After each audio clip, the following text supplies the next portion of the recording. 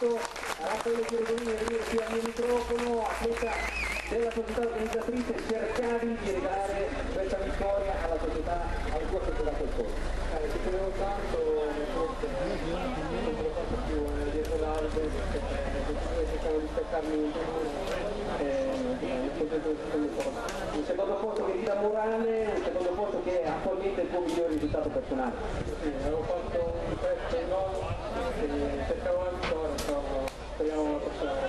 Perfetto, un applauso per Raffaele Chierodolini.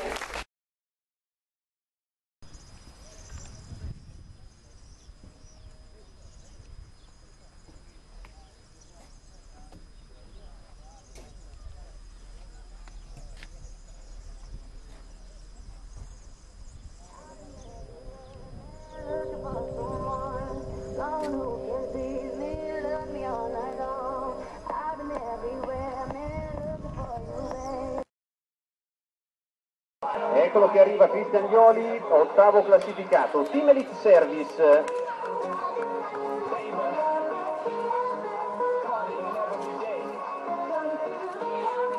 Si alternano naturalmente i due vice sindaci, protagonista medaglia d'argento, secondo classificato. I colori sono quelli del Team Elite Service Cesenatico. Un applauso accoglie Raffaele Chierodolini.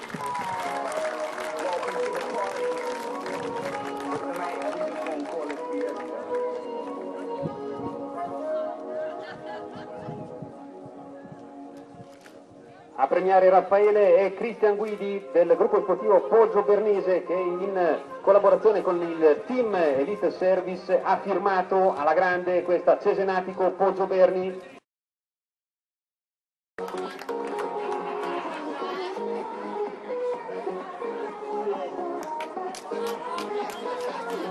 Lasciamo liberi i ragazzi del Team Elite Service, chiamiamo la terza società classificata SC Forlivese, atleti e staff.